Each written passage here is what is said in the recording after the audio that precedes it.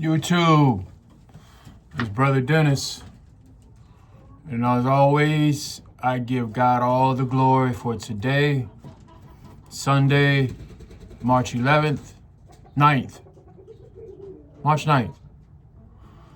And somehow I've been ahead of, my calendar's been ahead in my head. I've been thinking it's the 7th when it's the 5th and the 9th when it's the 6th. And I don't know, but today's March 9th. One of my grandson's birthdays is today, so happy birthday to you, Ishi. Happy birthday to Michael, whose birthday was Friday. We're all getting older, especially me. With the gray old age catches up to all of us. Doesn't get any easier. Life doesn't get any easier. So that being said, man, I just wanted to make a video. Yesterday was a crazy day. Saturday I took 12 birds 40 miles and only 3 made it back on my old bird team, and it mostly my fault. And what I mean by that is I know now what it takes to kind of train birds, right? You got to put a lot of time into training your birds as they're young birds. And I didn't do enough time doing that. I didn't route my birds enough. I didn't let them route enough. I didn't get them out fast enough. I didn't let them route. I didn't toss them enough. I didn't educate my birds enough. You have to put the work into your birds in order to get good results. And the first year I didn't know that. So I thought, well, I'll just sit on my birds and wait a year, let them get older, learn more, then try to get them out. By that time, you passed, the pigeons are they're set in their ways, right? I didn't route them. I didn't let them route enough, my late hatches. I didn't toss them enough.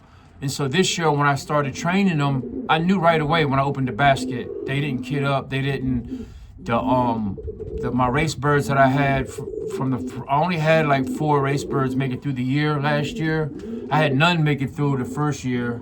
Last year, my second season, 2024, my second old bird season, I only had like 4 birds make it through. And those 4 birds that made it through were like on IR. One of them was like molting.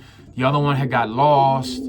And I was trying to re-educate that bird. And I lost basically all my birds in the last couple of races, especially broken leg. They were tough races. A lot of people lost birds. So I'm having a hard time building an old bird team. So as of right now, I have 3 birds left on my old bird team that I feel comfortable flying. I have 3 late hatches from this year that I don't feel comfortable flying. I'm not going to do that to them. I am going to educate them though, toss them, train them, get them out, but they're not going to be ready for this. This old bird season is like 3 weeks away, and they're not ready. They just went a half a mile the other day. So I didn't even take them to 40. I took all my birds 40. 3 made it back, and unfortunately none of the late hatches made it back. The 3 birds that made it back were 3 birds that were on my race team. So you live and you learn. And we had a club meeting yesterday, and let's talk about the elephant in the room. So the Florida Derby, let's just jump on that. So for those of you that don't know, I got a lot of new members. I'll recap the story. Joe agreed to mentor me last year, the beginning of last year. He agreed to the point where he even switched clubs to join my club to help me and others. And he gave me a pair of breeders, and I bred those breeders. And out one round of those breeders, I think the second round, I sent to the Florida Derby along with another bird, a 3rd bird. People were advising me not to do it. They told me to test my blood and everything, but I felt like those birds that Joe gave me were winners. The male had won a 325-mile race at the combine level. The female was a club level winner, and we bred those together. I bred those together. I kept them a pair. He gave me a pair, I kept them a pair, I bred them together. I kept a couple for myself, and I sent 2 to the Florida Derby. Once we got to the Florida Derby bands, there was 5479, 5480. 5479 for some reason got lost. As soon as they banded them in, they sent me a video saying that we could receive your birds. I had like a little 30-second video of them, welcome to the Florida Derby video that they send you. And then all of a sudden, they never posted anything else about the bird. Then it just appeared lost, like before training even started. So somehow that bird got lost. I don't have no explanation for it. It just, they got it alive and the bird was just lost. So I was down to 2 birds. I sent the perch feed with the birds, so I never got the perch feed back or nothing. The bird was just lost. So right then we're down to 2 birds. So the whole time the Florida Derby was going on, our birds, they were middle of the pack or below average. But like I said, the father was a 325-mile race winner on the combine level. Joe's bird seems to do a lot better in the longer races. Joe's been breeding birds for over 40 years. Him and his brother have spent a lot of time and effort and money and everything into birds, pigeons, as a hobby. But like all of us, it's a hobby. For the most part, it's not a way of life. We got family, grandkids, stuff like that. So you really got to be able to dedicate your time into these birds. One way to get around that is to send birds to the One Loft race. Since I'm a new flyer, I felt like if I sent a couple birds to the One Loft race, it'll tell me about, can my bloodlines compete? Am I on the right track? And all that, while I'm learning my training. And I know my training sucks. Like, I know I got to really improve on that. A lot of it is just making time to do the training. So, educate my birds. So, to make a long story short, the Florida Derby, the final was yesterday. Friday, after the first couple of races, my birds, I think one of the 5480 had finished like 1900 one time out of like 6,000 birds. I think that was the second race. And then the third race, she checked in a day late. The other bird got lost. Never found the other bird that I sent. So the final race was Saturday, and I only had 1 bird left. So I had low expectations but I also had told Joe, I said, Joe, if the bird's going to do anything, it's going to do it in the final, because the final is 350 or whatever race. It's a longer race. And just so happened that the final was against a headwind, I believe, also. So I just left it in God's hands, honestly. I told my wife, I said, you know what, I'm just going to, whatever it is. I'm not going to worry about it. I'm not going to stress about it. It's really my first One Loft race. I know I sent a good bird, actually 3 good birds. I know I sent 3 good birds. The Florida Derby, they lose a lot of birds. Like, they started with like 8,000 birds, and I think the final was like 4,600 birds, 4,599. So, I mean, they lost like 3,500 birds, almost half. Like, they lost like 40% of the birds that were sent to them. And is that a tough race? What is that? I don't know. But they lost a lot of birds, So, we lost birds too, along with everybody else, I guess. So Saturday on the way to the club meeting in Fayetteville, I took my old birds. Joe took his old birds. Ling met us down there with his birds, and we did a 50-mile toss for me. We tossed the birds, right? I had to get them out. I got to get them out. So I tossed all my older birds. I left the 3 late hatches here, and I didn't turn my benzing live on or nothing. I just tossed them, right? Only 4 or 5 of the birds had race bands on, so I tossed them. And I checked my camera here and there, and I didn't see any of my birds in the yard or on the roof or anything like that. So I just felt like I had a bad feeling once I tossed the birds that I was going to lose a lot. Well, how does that play into what I'm talking about? So on the way home, me and Joe ride home, and we're talking, and Joe said, our bird ain't checked in yet. And I said, what are you talking about? I don't have my clock on. He said, no, the Florida Derby bird. I had completely forgot that the Florida race was on, because me and Joe and my wife, we were riding back from the Fayetteville like at 3:30 in the afternoon. I said, oh man, that's right, the final. So I clicked on the website, Win Companion, and I started from first place. I started scrolling down. I wanted to see who did what. So I started scrolling down. Joe didn't do that. Joe was driving, so he clicked on. So he started looking for people that he knew to see how they did. Right? He was some people up north, some friends of his, some other guys like Loft, He did pretty well. Congratulations to him. He had a bird in it, I think, that did really well. So he was more or less checking for his bird. I mean, not for friends of his. And I was scrolling down the list, like, you know, to see who won and to see who was in the top, looking for people that I, you know, knew or just looking, you know, curious.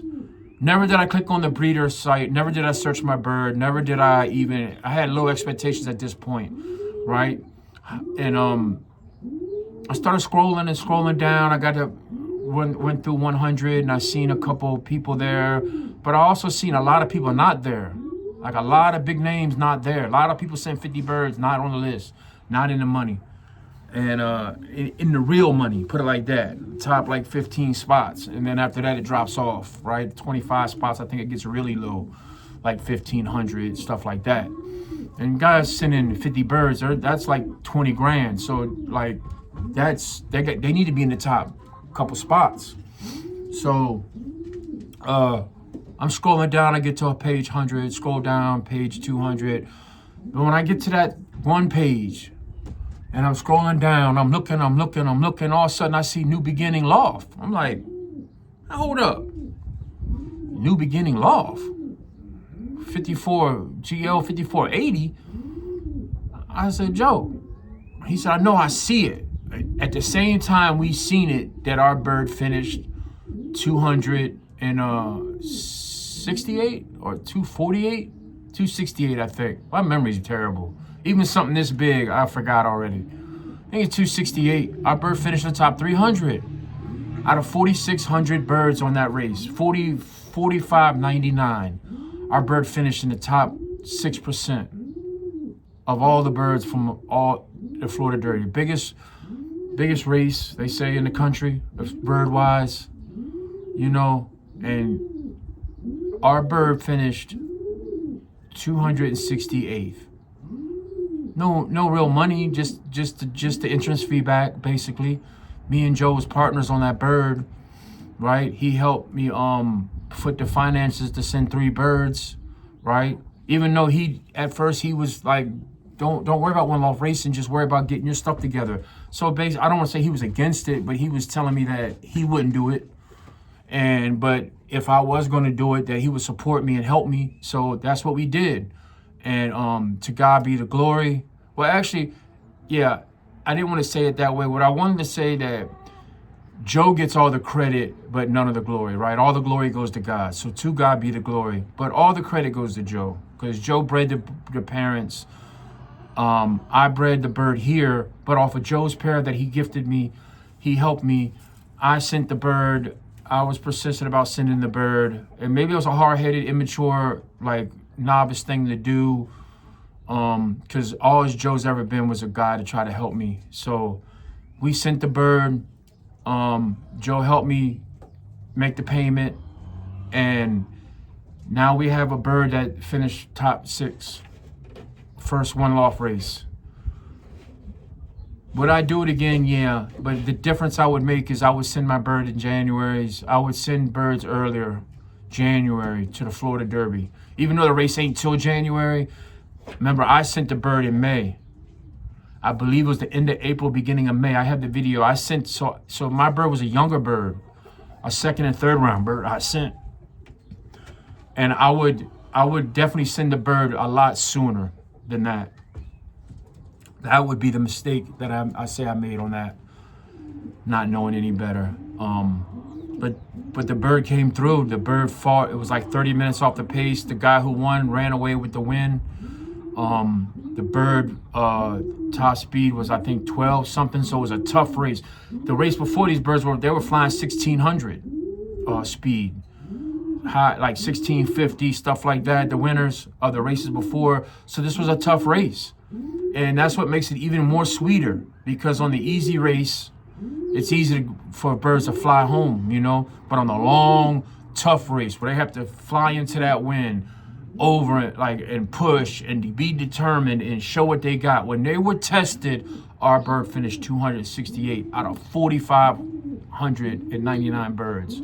Yeah, that's like, oh, well, you're not. I know what the haters are going to say. I know what they're going to say. But when you sit back and think about it, you see those little lines on the combine sheet, top 10%, top 20%, top 30%. That means something.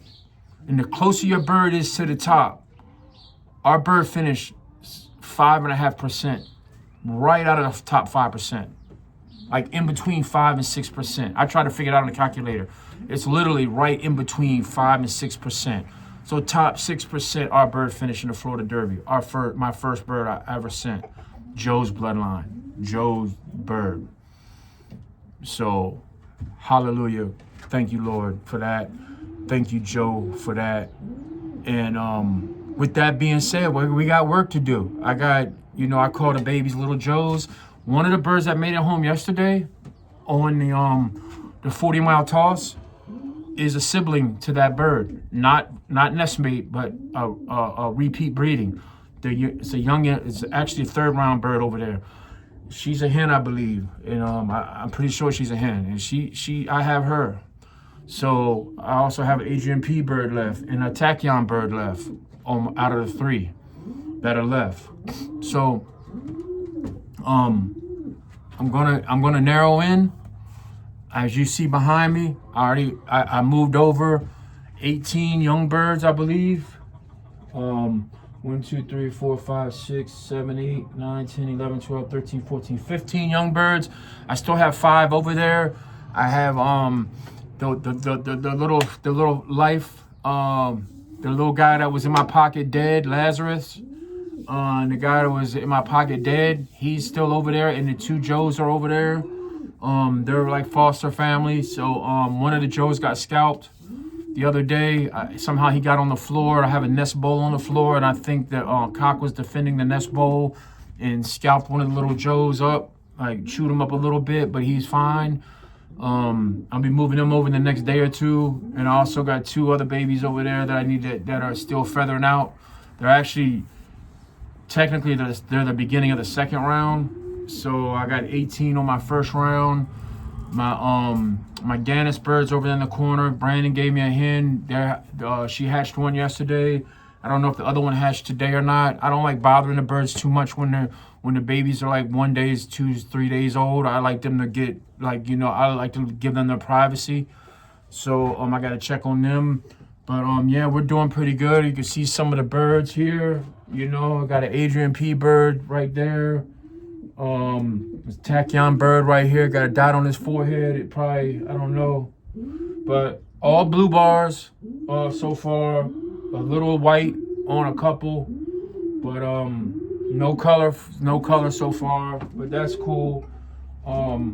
But I believe this year we're going to take big steps forward with the One Loft race. We're looking, the channel is almost at 1,000 subscribers. We're really close. We can just get a couple more subscribers and get to that point to where we could do certain more like financial things with the channel to try to get some. We want to do the Cuervos Classic is one, the Texas Dash for Cash, Black and Gold race. I believe all 3 of those races are in Texas, right? The Apple Cup and the Martinez Classic. Those right now, I think, are the 5 races that we're going to send birds to. Because I started breeding late, I'm not going to do the Florida Derby again this year because, like I said, I'm not going to make the same mistake. I'm going to send my birds in. I'm going to select 1 or 2 pair to breed extra early next year. Because I didn't even pair my birds till like January. But I need to have 1 or 2 birds ready to go when my bands get here. I know another thing, I ordered personalized bands this year. So I'll have new beginning bands next year on my birds 2026. So I'm going to send 2 or 3 to the Florida Derby, God's willing, next year, January. So I'm not going to be in it this year. And like I said, and I gave you the reason why I didn't breed early enough, but next year I will pair a couple birds early, beginning of December. So that way you figure 18, 20 days to have, probably around Thanksgiving, I'll breed the birds. Breed them around Thanksgiving. That way they drop the eggs at the beginning of December. They hatch them around Christmas, and by the time my bands get here, they'll be ready to have. It'll be tight, but they'll be ready to be banded, and I'll at least get them out as quick as anybody, because we don't get bands until like the last week in December. So I know if I'm banding a babies the last week of December, nobody really has to jump on me. So I can send my birds when the first arrivals get to Florida. I'm gonna send my birds with it. There's a couple other races like the Orlando Classic. There's a couple other Gulf Coast Classic.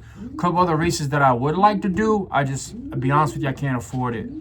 I can only afford to send about 8 to 10 birds out, if that, and that's with help. So if anybody wants to sponsor any birds, send some birds out, hey, Joe at least recovered his money back on this bird, right? We got our money back we sent 3 birds. There was $400 a piece. That's $1,200.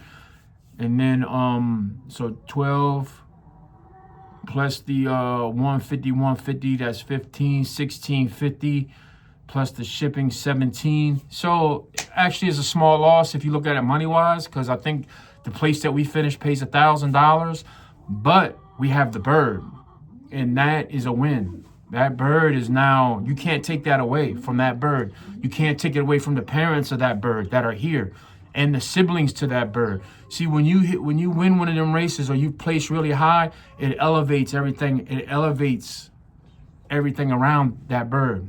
Elevates the litter, the sisters and the brothers. It elevates the parents, the breeding, the breeder. It brings a spotlight and value. That's how you raise the value of your birds. That's how Gannis and all these guys started. That's how you make a name for yourself.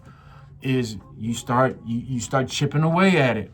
So we're chipping away at it.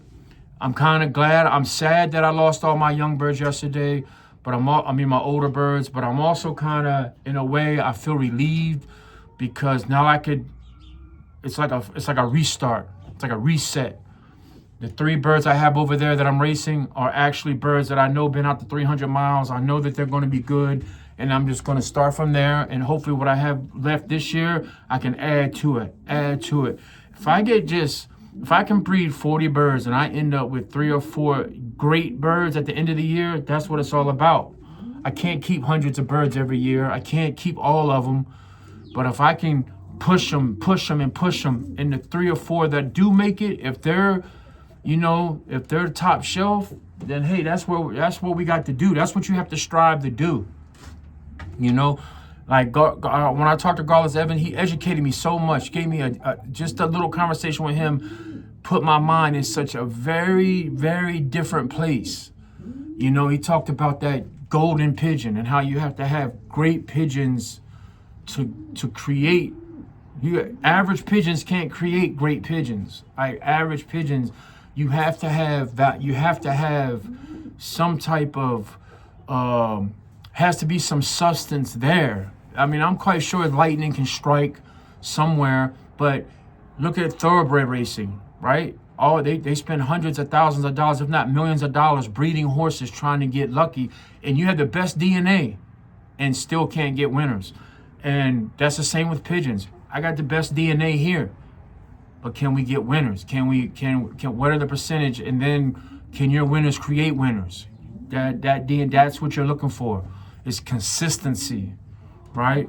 So you got to make tough at this. If you want to be at the highest level, you got to make really tough choices. And that's what I did yesterday by tossing my birds 40 miles. I made a tough choice. Joe was with me. He understood. We understood what we did. I just didn't go out and blindly toss my birds away. But it was bound to happen.